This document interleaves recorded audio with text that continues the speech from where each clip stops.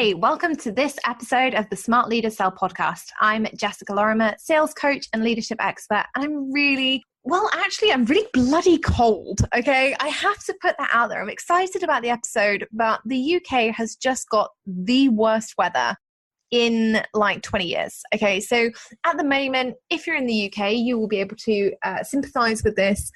I'm sat here. We're almost at March. We're practically March by this point.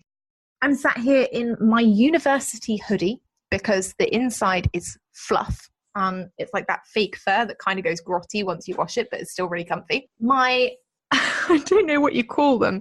They're officially comfort sweatpants. And basically that means they are the pants that you put on, the trousers that you put on when you want to eat a lot of food and also be very, very warm. They're like padded. I look a little bit like the Michelin Man.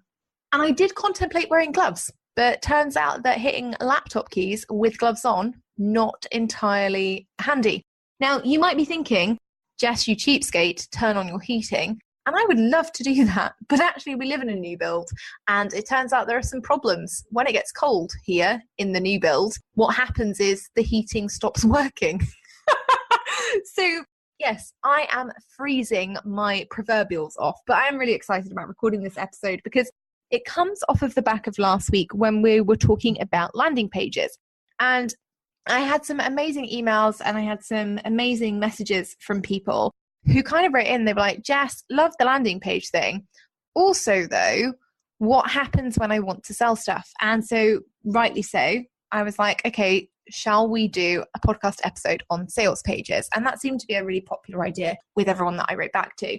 So this is that episode. This is where we're going to talk about sales pages, and it is really important. So I just want to take you back in I want to teleport you back 6 hours ago. Okay, so this week has actually been a little bit busy. I'm recording this on a Tuesday because I usually record on Mondays, and I usually record on the day that the episode comes out. But usually record on Mondays. But yesterday, what happened was a really popular TV show in the UK phoned me and asked if I would appear on the television. So it was all very exciting.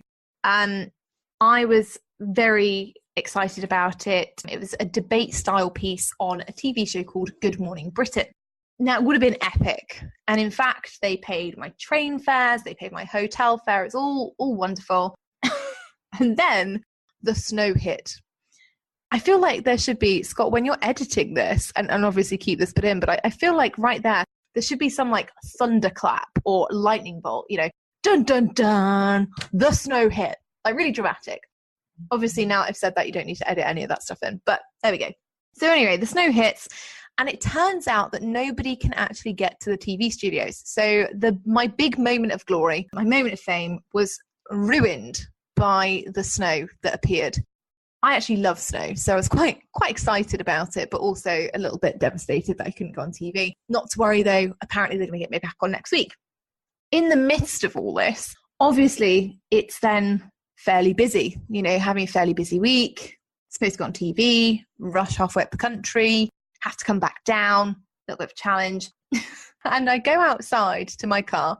So after all of this traveling around, I go outside to my car, my faithful Suzuki Alto that I have loved like it was a dog or potentially a child. I've looked after that car very well for the last 9 years. And it makes the noise of doom. You turn the key and it goes whoosh, whoosh, whoosh. And that means, listeners, your car is dead. So I've tried everything. I've tried everything to resuscitate this car today, and it's not having it. So I actually had to do the awful, when you know that your dog is kind of running out of time and you have to make that awful call to the vet. That is the call that I had to make today to the scrapyard. And I am not kidding. There were tears in my eyes as I said, I think you're going to have to come and pick up my car because it is now dead. So that's been my day. Needless to say, I'm actually recording this on Tuesday and I have ordered Chinese food. Please nobody tell my boyfriend because he'll be gutted. I've ordered it from the best Chinese and I'm waiting for it to arrive as I record because I feel like the only thing that can help me right now is sweet and sour chicken balls and potentially a prawn cracker or 5. So there we go. That's kind of been my week so far. And it is only Tuesday. So it can only get better, because this means I'm now going to go new car shopping this weekend. Very, very excited. Suzuki Swift crew coming. Whoop, whoop. So that's what I'm going to be spending the rest of my week doing. Now, this all plays into this episode quite nicely, because obviously what I was doing when I was thinking about, right, I've got to record the podcast and people want to talk about sales pages. What I was doing as I was letting this episode mull over in my brain was looking at new cars. I was on sales pages, I was on websites for these new cars. And I realized that not one of the sales pages I looked at actually made me want to buy the car. Instead, I'm going to be that boring person that goes down, test drive them, even though I know exactly what car I want. Because the sales page didn't make me feel like this car is going to be the jazzy replacement that you need to make you feel good and look amazing while you're cruising down the motorway at 70 miles an hour on the dot, because don't do speeding. None of them did that. And it's actually really important that when we look at our sales pages, and I always say this to people, you've got two kinds of people who produce sales pages. You've got people like me who, in all honesty, I just like them to be quick and easy.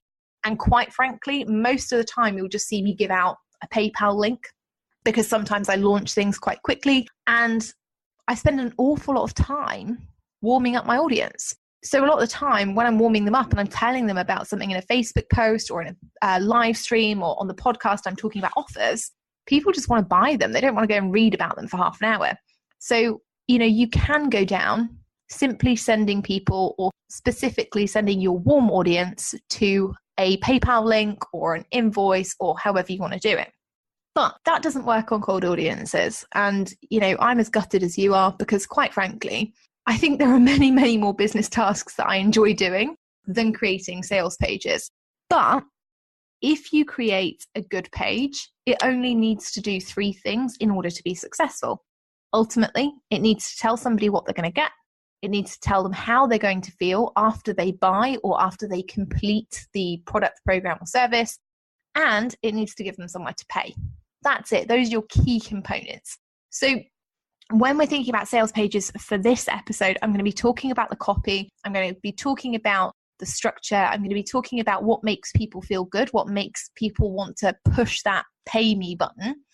But bear in mind that if you are sat here today thinking, actually, my audience just need a 1 hour intensive with me and I just want to whip it out on an email, it is perfectly okay to just drop them an email that kind of has the sales page structure, has copy that makes them want to buy, and just send them to a PayPal link. That is also totally fine. I don't want anyone to be thinking, oh God, every time I create a sales page, I've got to create like a 3 sides of A4 put onto a web page, because that's not true.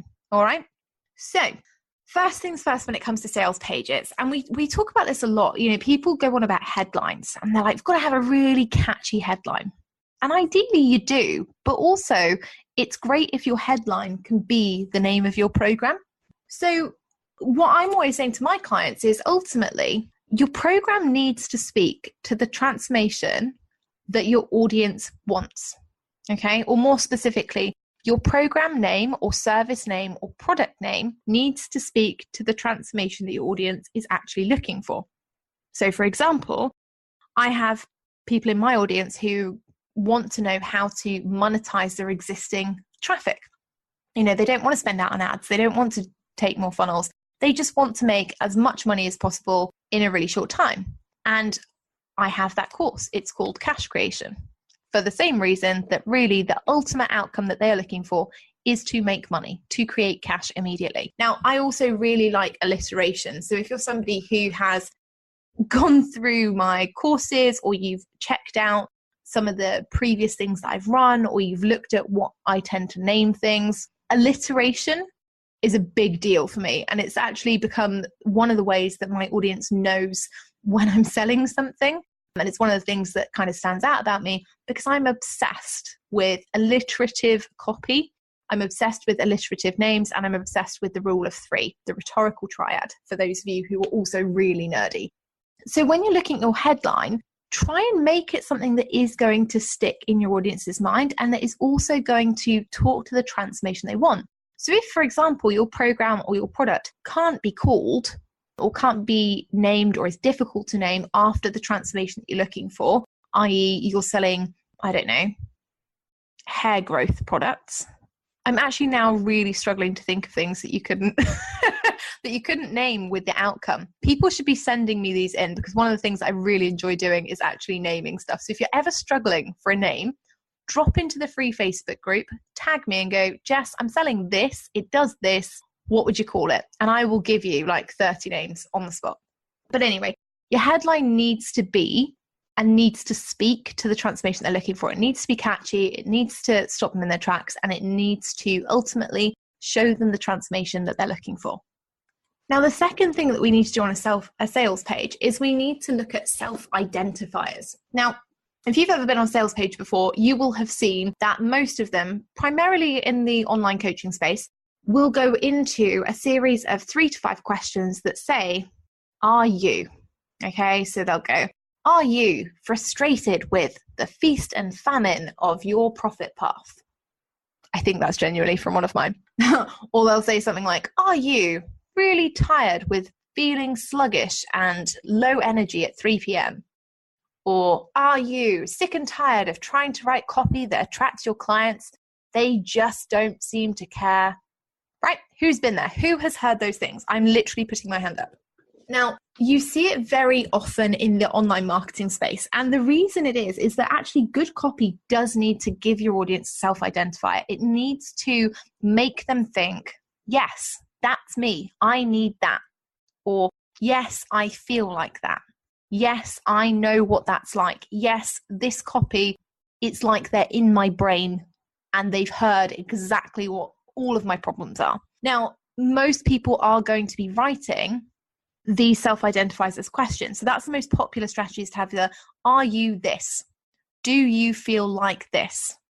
Do you think that? And the reason is it's just the easiest way to do it. Now, you can do that. You can go along those lines. You can have the questions in there, or you can write a paragraph, about self-identifiers. And you can say, this sales page is for people who are experiencing, people who are feeling, people who are looking for, people who desire, anything like that. And you can write it out. It doesn't have to be questions. It can be a paragraph. It can be bullet points, as long as the language is your audience's language. Now, that's really important, because think about it. When we self-identify, we use our own verbiage. That sounded really posh, didn't it? Verbiage. But we do. We use our own words, and we, like other people, when we're trying to identify with specific copy or programs, we like them to use our language too, because ultimately we want to feel like people are talking directly to us.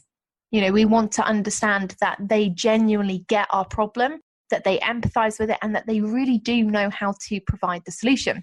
So when you're crafting your sales page, it's really important to go out and do some market research beforehand and ask people, how do you feel? What would you really like to achieve? What's your biggest goal right now? What's your biggest struggle right now? And not so that you can just go and create the program or create the freebie, but ultimately so that you can use these for your sales pages, so that you can write sales pages, you can write copy that genuinely speaks to people's pain points, that genuinely makes them feel like you listened and that you care and that you really want to provide a solution that's going to work for them.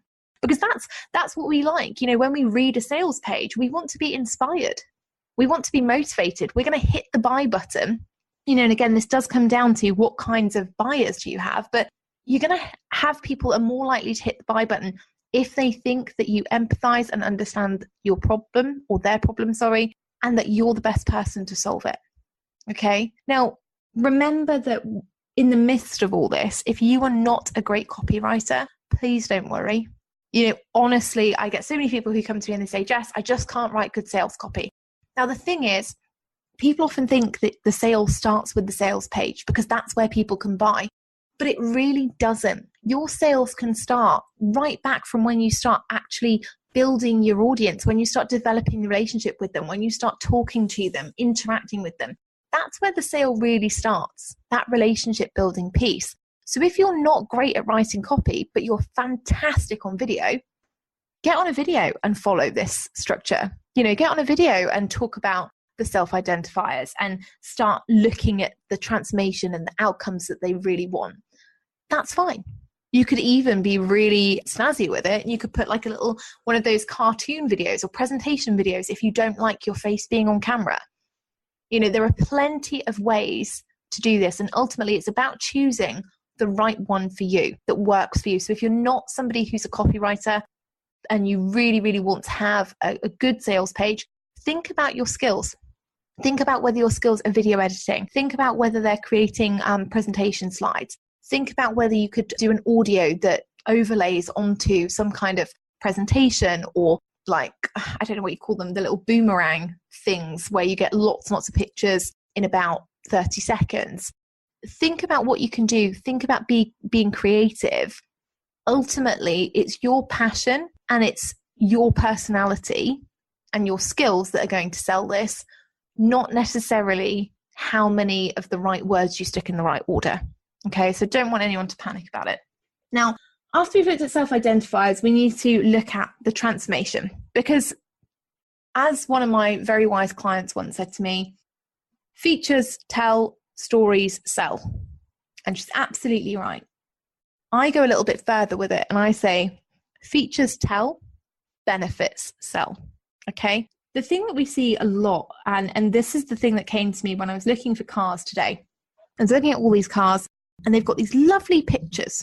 So I'm looking at all these pictures and I'm like, oh, that's great. I could see myself in a red car, potentially see myself in a blue car, maybe a silver one. That one looks jazzy because the radio's great. And then I'd scroll down and it would just be a list of words that I just didn't really understand.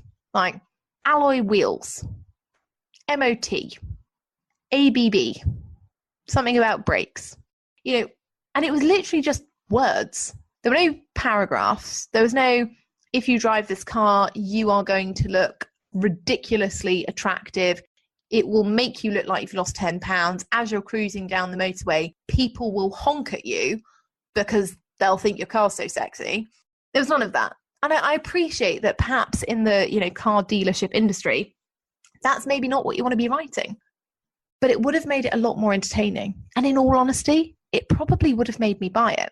Not because they had to write something hilarious or ridiculous or straight up bizarre, but just because somebody had gone to the trouble of actually writing about the car in full sentences, and had actually written, this car is great if you are a busy parent because it's got 5 doors, or because it's got Isofix things for child seats.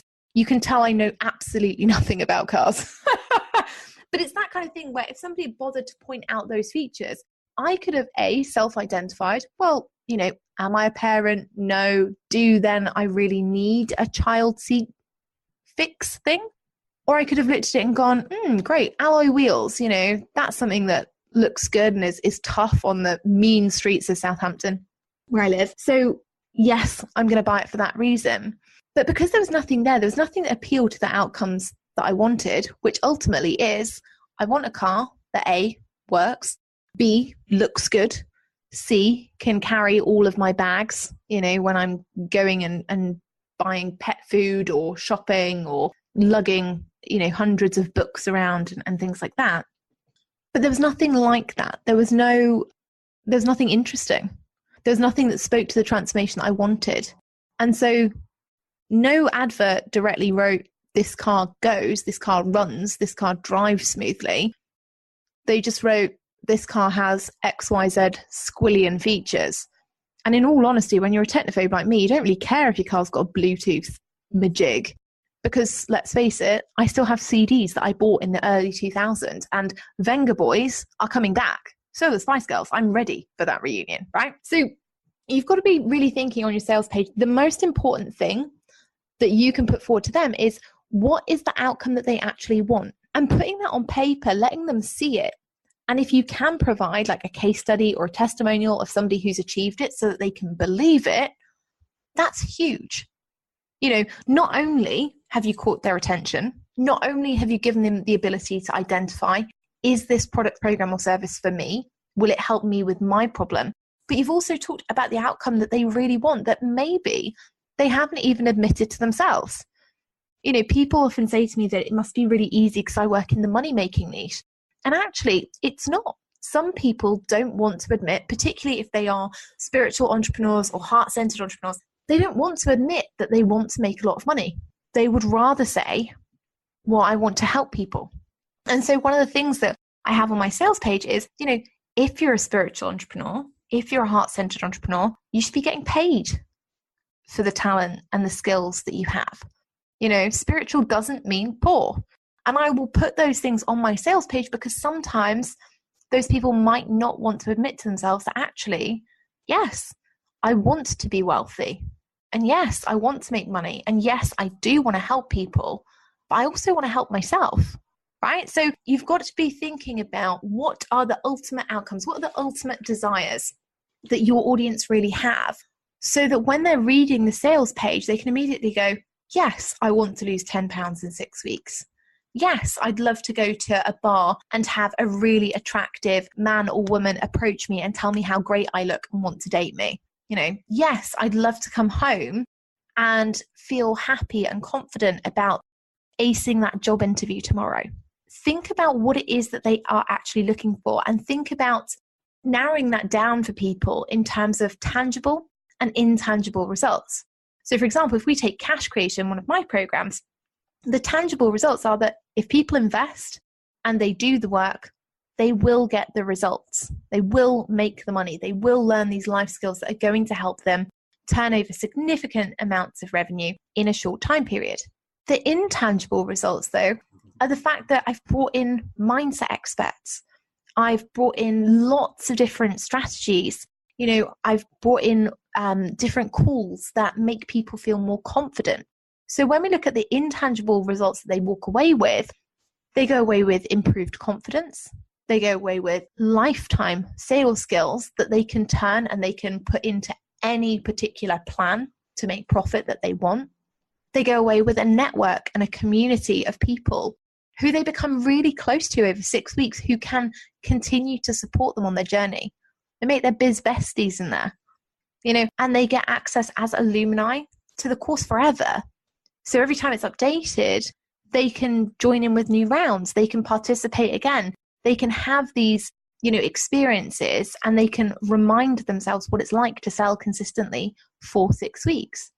So you've got to be really thinking about it. What are the tangible benefits? What are they actually going to get? What can they touch or see? So weight loss, money making, generating a new opt-in, creating the course. What is it that they can actually see and touch? And then your intangible. How will they feel? Will they have improved confidence? Will they be happier? Will they be smarter? Think about what it is that they really want and put that on the page. Okay. And again, it can be bullet points. It doesn't have to be like 3 foot of copy. It can be as simple as, when you take this course or when you complete this program, you will feel this. You will achieve that. And that's it. Honestly, that is how the majority of my pages are written. And then we have to look at the features, because ultimately people absolutely, we 100% buy the outcomes. But sometimes you're going to have a person who goes, yeah, but how is that going to happen? So yes, okay, it'd be great if I could turn around like this person who earned $55,000 in 6 weeks after taking cash creation. But how does that work exactly? Like, what does Jess do? Is she some kind of crazy mind ninja? Does she get on the phone and sell it for you? They need to know about the features. And I keep this really brief. I'm like, look, this is what you get when you participate in the course. You get lifetime access to the portal with X amount of strategies that you can use. You get group calls with me and with a mindset expert. And so each week we'll come to the call and you'll have everything laid out. You'll be able to get all your questions answered, etc., etc. You'll have templates, you'll have swipe files, you'll have X, Y, Z. The important thing is that when you're putting these elements down, these features down, that you also incorporate benefits into them. So for example, yes, people in cash creation get weekly calls for 6 weeks. But what's the point of that? What's the benefit? Well, they get access to my brain, they get access to Heather, my Mindset Ninja's brain, and together we support them. We test and tweak what they're doing. We make sure that ultimately they leave that call happy, confident, and ready to go and implement their sales strategy or take it to the next level so that they get the best results, right? That needs to be on your sales page, not just a blank list like this car advert of features. I don't care about the ABS locking brakes. Ultimately, I care when I'm in the car, especially if I'm about to crash it. But I don't care if I don't know what it does. Okay? I don't care if I don't know what the benefit is to me. So really think about that. What are the features and why should they care about those features? What is that going to add to their daily life, their business, their relationship, health, anything like that? And then finally, how do they pay you? Now, this is the thing that I see on sales pages all the time. People leave the pay me buttons until the end. They're like, right, okay, you can read through all of that. Some people don't need to read. So give them a sales page button, give them a pay me button at the top, one in the middle, and one at the end if your copy is really long. If it's one side of A4, go with a button at the top and a button at the bottom. And that's it. Make it super simple. And you can have take me to the order form or pay me here or get into the group now. Be assumptive with it. When people are on these sales pages, they've gone there for a reason. They've gone there because they're interested. And remember that confidence sells. So if you're really confident on your buttons and you're like, jump into the membership portal right away or claim your space now, that's confident. That's somebody that is happy that people are landing on this page and that they're going to buy. If your pay me button is maybe please give me some money, or this is where you can get access, or you uses any kind of filler words, maybe you can join the course here, that's where people get worried. Okay, so keep your buttons assumptive, keep them well thought out and, well positioned on your pages to make it easy for people so they're not scrolling endlessly to hit the pay button, but that also they know that you're happy and confident you really want them inside the course, the program, or to buy the product itself. Okay, so it's a quick recap of that. It doesn't matter whether your sales page is long form or short form. It matters that it covers the three elements: telling someone what they're going to get, tell them how they're going to feel, and give them somewhere to pay. And ultimately, the best way to do that is through a great headline that catches their attention, that appeals to the transformation that they desire, gives them self-identifiers so that they know, is this for me? Talks about the desired outcomes that they're looking for and the transformation they really want to achieve, tells them a bit about the features and gives them the benefits of those features, and then gives them somewhere to pay you. And that really is it. And like I say, you can do it by video, you can do it with copy, you can do it long form, short form, blog style, bullet points, with a presentation video, without one. It honestly doesn't matter. The thing that matters is that you are confident with the medium that it's delivered in and that you're happy with the message that's going out there. And believe me, that is the bit that ultimately is going to make you the money. So that has been this Monday's episode, Sales Pages. But I think my Chinese is going to be arriving pretty shortly, which I'm very, very excited about. So I wanted to make sure that I got this episode on time. I was like, it's got to be around the 30-minute mark, because if I have that annoying thing where the Chinese arrives, the buzzer will go off halfway through. And obviously, if you've enjoyed this episode, please make sure that you hit that subscribe button so you don't miss another one, and make sure that you leave us a review. We always like to know how we're getting on, if you're getting the right content. And if you have any questions, if there's anything that you think, I'd love to hear Jess cover that on the podcast, or I'd like to come on the podcast and have her coach me, make sure that you join the free Facebook group, the Smart Leaders Sales Society. Pop in there, tag me and ask me, Jess, I want to come on the podcast and talk about this. Can I have the link? And you will absolutely be welcome. I will see you in the next episode.